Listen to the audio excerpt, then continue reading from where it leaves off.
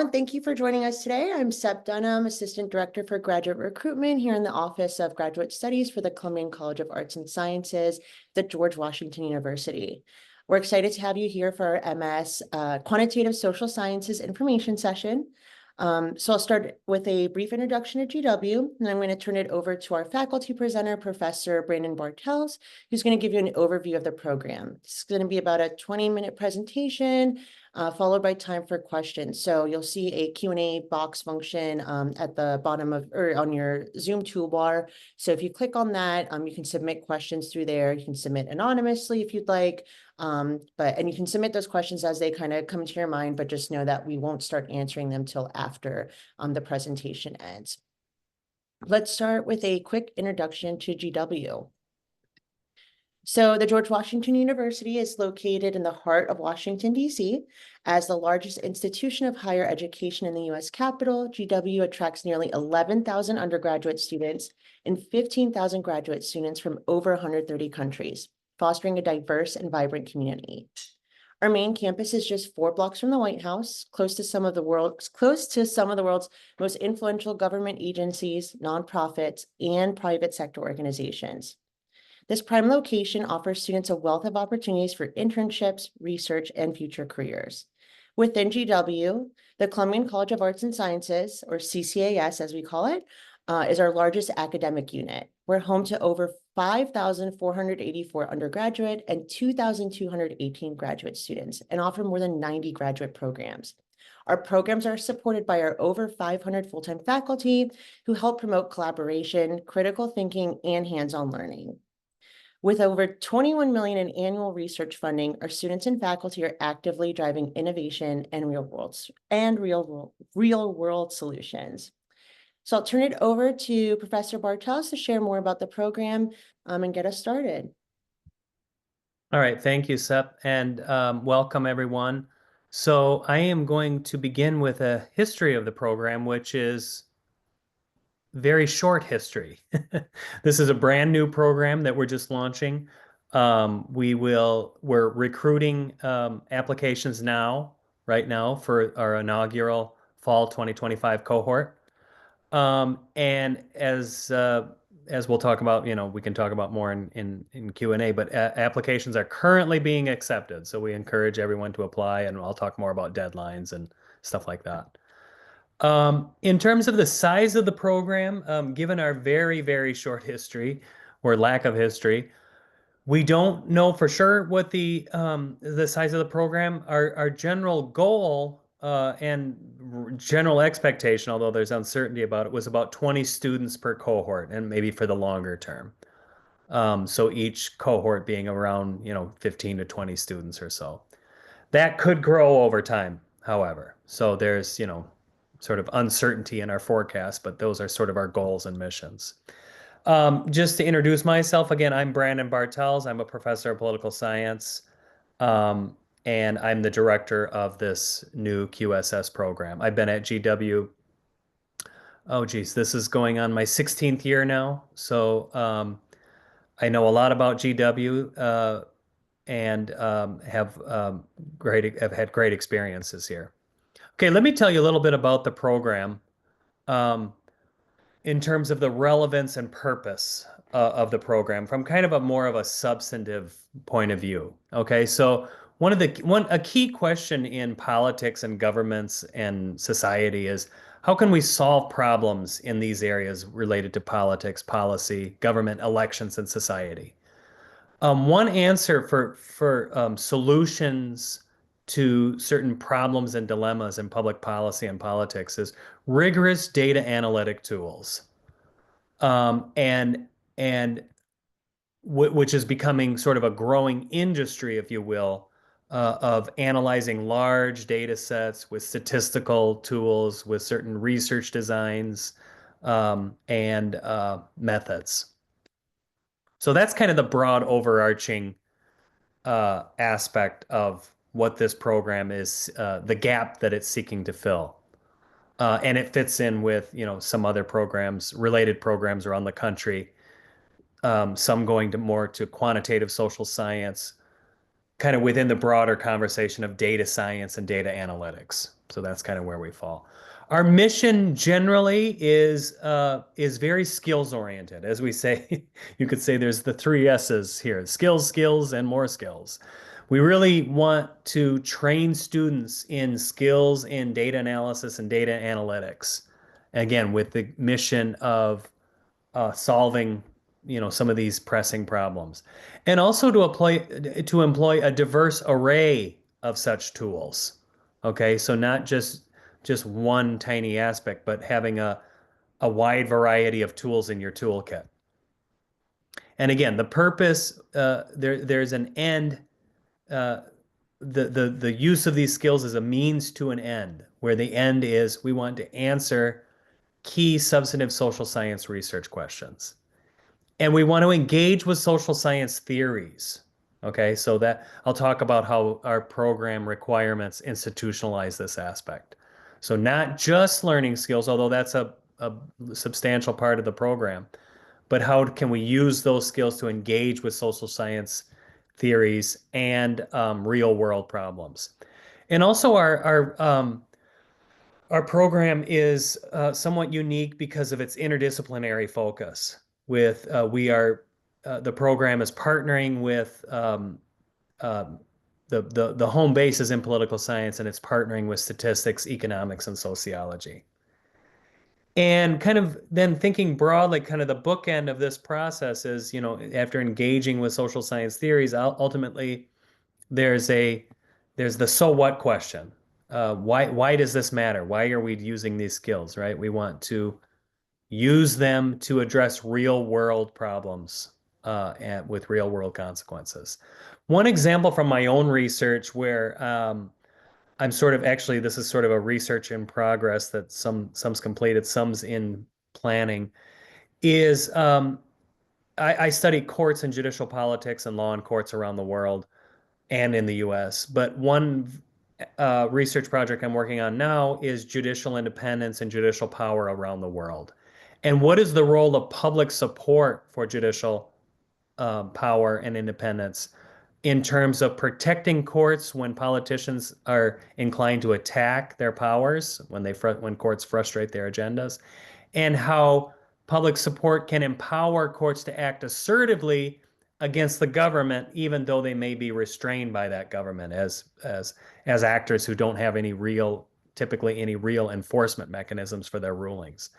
So my research team and I are engaging in some large-scale data analysis of developing a measure of this public support for judiciaries around the world for 142 countries. And then we're also sort of merging this kind of data with measures of politicians' attempt to curb or reduce the court's power and independence, as well as decision-making measures and other aspects. So that's kind of an example of this process of engagement with social science theories. There's a lot of theorizing about public support and empowering judicial independence and power and courts, and bringing data analytic skills to bear on this important question. And obviously, the real world consequence of this is that courts are instrumental and critical for enforcing the rule of law in countries around the world, which in turn facilitates democracy and prevents democratic backsliding. So that's kind of an example of, or garden variety of example of this process. Okay, let's talk a little bit about kind of application and applicability. Data analytics skills are critical, if you kind of look around at some of these careers in this industry, if you will, for career success. So in demand, in this program is emphasizing in sort of these in demand, and I'll talk about who's demanding them: government, industry, think tanks, nonprofits, public opinion sector, the polling sector. In demand, cutting edge skills in quantitative methods and data science. Okay, so some of the key sort of talking points or um, elements of this uh, um, data analytics skills includes data visualization. So bringing skills to bear using statistical computing packages, which I'll talk about, to present typically in graphical form present large amounts of data in very simple graphical stories that can be explained to a layperson. Okay, so data visualization, visualizing large amounts of data in very simple presentations. Also, research design is very important. So even before we start analyzing our data, how do we want to set up a design that can bring about the types of results that we might expect or hypothesize? So different types of research designs, like studying countries or the public over time, experimental designs where you really isolate a causal effect of a treatment on an outcome, panel designs where you're tracking the same individual over time, other types of research design, which relate then to the type of data we're going to analyze.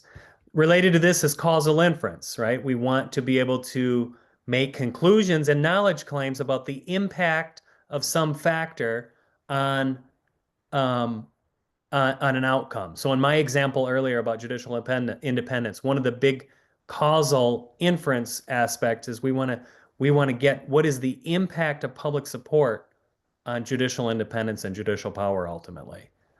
Um, Kind of related to research design, surveys and experiments are a large component of data analytic skills for testing a lot of these perspectives. How do we implement nationally representative surveys and analyze them? And how do we design experiments that can maximize causal leverage about the impact of some factor on an outcome measure? Machine learning is a big topic, maybe the biggest topic. Certainly most one of the more cutting edge topics in data analytics. Taking large amounts of data, some people call this big data, right? Like maybe taking large amounts of Twitter posts or stuff like that. Communication flows, blah, blah, blah. And distilling those large amounts of information into, like I said, kind of with the data visualization, simple explanations where we can kind of isolate the effect of some factor on another factor. Um, Probability and statistics, that's kind of your bread and butter. So probability theory is a foundation for statistical modeling, like regression modeling, getting the impact of multiple variables on some outcome measure. And then related to that, it's sort of an expansion of regression modeling is multi-level or longitudinal modeling. So multi-level modeling where you have multiple levels of data, units of analysis, like individuals nested within congressional districts. So you're interested in both individual level factors and district level factors that might explain voting behavior. Um, Longitudinal modeling is like panel data where you're tracking the same individuals over 10 periods of time and you're tracking individual behavior and dynamics, or you're tracking countries over time. So longitudinal modeling. So that's kind of some of the bread and butter data analytic tools. As I mentioned, in order to implement those tools, you need to be proficient in statistical computing. Okay. And this is also a factor that explains career success because in these industries, having a strong foundation in statistical software such as R, Python, Stata, SQL, or SQL, these are some of the main types of software used in government, industry, and academia. So proficiency in these statistical computing programs in order to implement um, those data analytic uh, strategies from the prior slide is crucial. Okay, let me talk a little bit about courses, curriculum, and requirements. The program is encompasses or requires 30 total credits. That's 10 courses, although I'll give a brief caveat about that. 10 courses, with each course being 3 credits. And again, there's one exception to that, which I'll cover. There's 4 sets of requirements. So let me kind of walk through each of the 4 sets of requirements. So the first set of requirements is what we call the core courses. Okay. These in a 4-semester program, which the course is designed, the program is designed to be, this would be the first semester. So each semester you'd take three courses. Okay. So the first three courses are 6,000, 6,001, and 6,002. Those would be the first three courses you take in your first semester in the program. Okay. So that covers the seminar in quantitative social science, sort of a general overview and menu of the types of data analytic strategies and skills that are employed in this area. Also, a lot on research design and sort of foundations um, for understanding this enterprise. The second course focuses on data visualization. And as I said, that's a key component in data analytics right now. Being able to distill large amounts of data into very simple graphical presentations of key results that can be um, easily communicated and powerfully communicated to layperson audiences. And the third course in that core courses is probability and statistical modeling. This is kind of your classic statistics. Um, and many people have taken statistics in their undergrad, or maybe if you've taken statistics in a previous master's program. But this is your kind of, your multiple regression analysis for looking at the effects of independent variables on an outcome variable or dependent variable. Okay, this fourth core course is called the capstone. That's taken in the very last semester of the program. So this is kind of a summary uh, endpoint, if you will, for sort of amalgamating and kind of bringing together everything that you've learned in the program, and sort of implementing an independent project in the form of a paper that engages in engaging with social science theory, posing hypotheses, and testing that with a research design and data analysis. Okay, the second set of requirements are sort of the bread and butter of the program in terms of that skills that I talked about. So picking up on part one, we call this second set of requirements quantitative electives. Okay, this is 9 credits, 3 courses. These are courses from econ, political science, statistics, and sociology. Topics include a lot of these skills and strategies I talked about a couple slides ago. Machine learning, causal inference, statistical deep learning, statistical data mining, those latter two being related to kind of some machine learning aspects. Surveys and experiments, which I mentioned, multi-level and longitudinal modeling, applied financial derivatives from a more economic standpoint, demographic analysis from a sociology perspective, and measurement models. Um, so those are, there's 3 of those that you'll take, and those build on those core electives.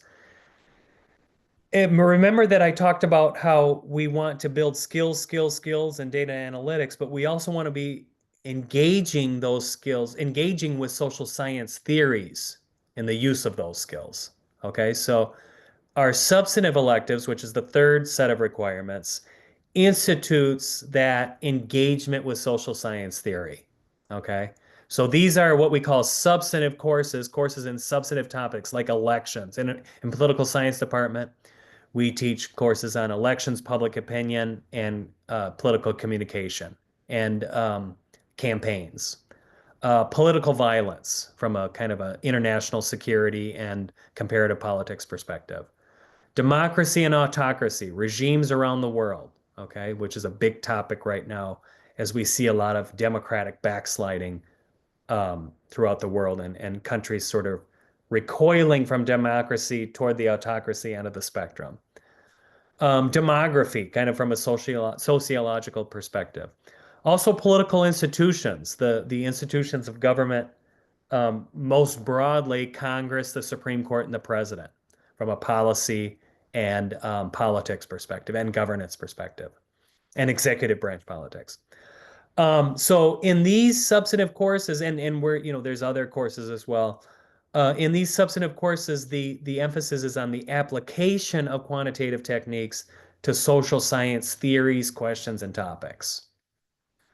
Okay, so that's the third set. Now the fourth and final set of requirements is what we call skills electives, or these are more technical skills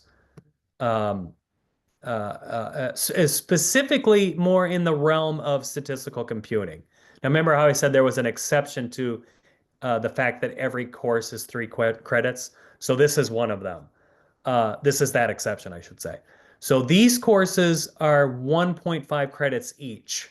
Okay, so these are going to be shorter courses throughout a semester, more like 6-week modules. Okay, and you'll take two of these at 1.5 credits per course. And options will include Python, SQL and databases, machine learning, more of an applied, statistical computing perspective, Bayesian statistics, perhaps more in the use of R, the statistical programming package R. So that is the technical skills electives. Now, one thing that you can do, remember, I talked about substantive electives part, the third set. We have on our website a procedure where you can substitute a fourth substantive elective to count for a skills elective. Okay, but that would be in conjunction with the director of the program. Okay, let me talk a little bit about program benefits, um, which we think can, facilitate and enhance your career prospects. One of the major benefits of this program is the interdisciplinary exposure to research design, data analytics, data analysis, and statistics. So these skills, you're not just learning these skills from one disciplinary perspective, like political science say. You're allowed to take, and you're encouraged to take, these skills classes in economics, political science, statistics, etc. The more exposure you get to multiple disciplines, the more you're filling out your methodological toolkit and your data analytics toolkit. So that's an important feature. Opportunities for engaging in research. So many of the faculty, or all of the faculty who teach in this program are engaged in their own research. So there's opportunities and I have conversations with faculty about that. There's opportunities for you to do your own research on related topics to what you're studying in class. And there's potential opportunities to collaborate with faculty on research projects. We wouldn't have a GW presentation without talking about location, of course. So, but in this case, Washington, D.C. is a hub of sort of data analytics activity, in government and think tanks and the polling industry and all this stuff. There's lots of opportunities for both informal interactions and internships. So that's the DC location really has benefits here. Also learning from cutting edge faculty with many years of experience. Okay, so teaching methods and these data analytics skills is a well-honed craft.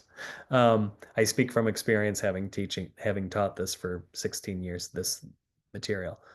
And so we have faculty who both engage in these methods and have lots of years of experience teaching them and working with students on them.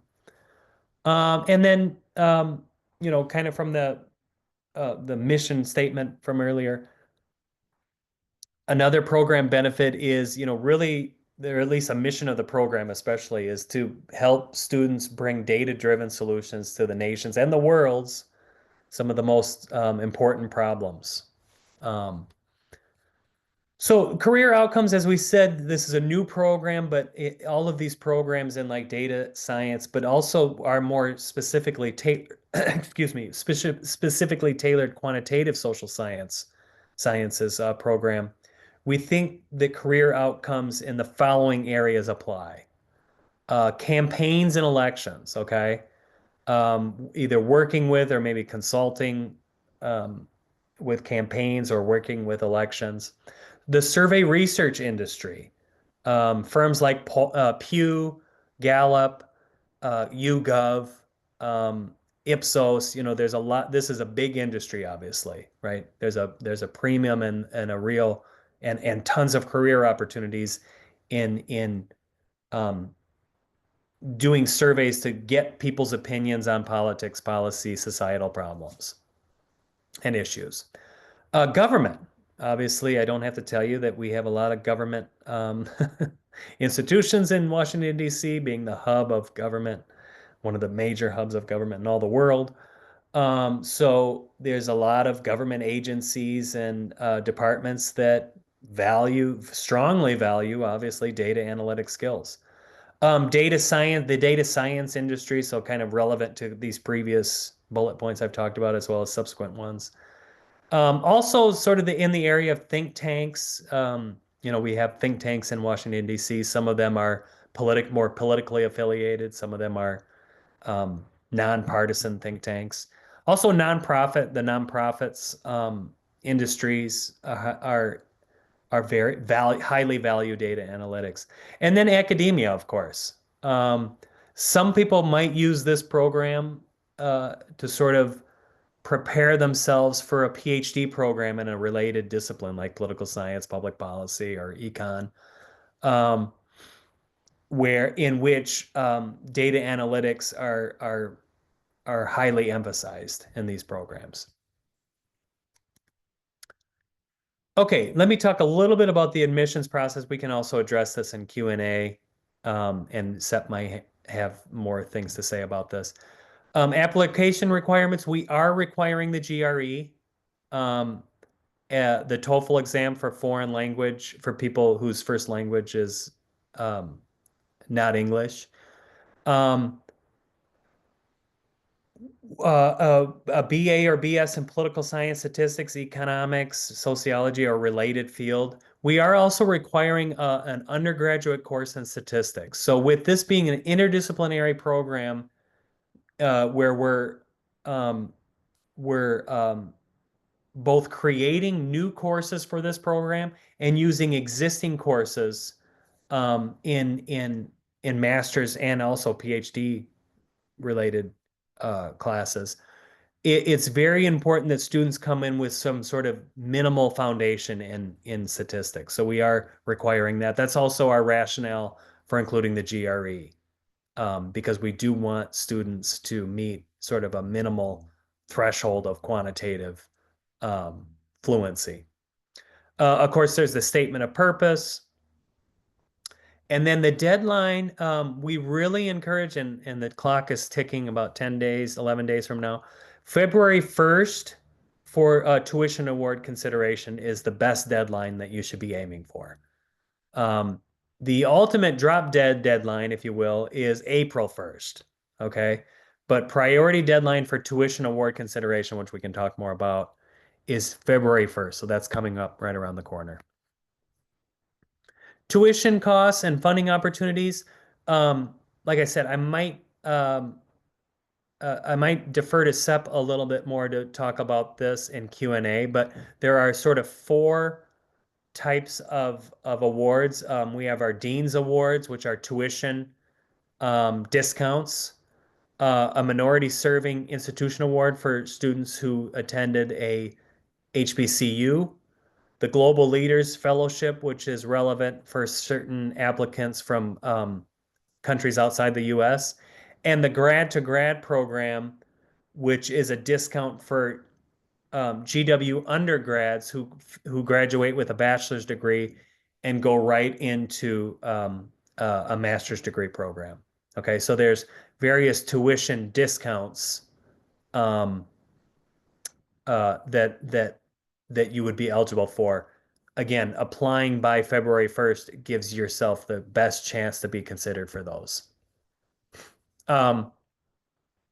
If there's any questions, we'll obviously hold a Q&A in a matter of minutes here. But also feel free to email us. We do have a dedicated QSS email address. The CCAS wide email is gradccas@GWU. And then we also have a website. If you forget this website, just Google GWU QSS, and I think it should be the first hit. And with that, thank you for listening.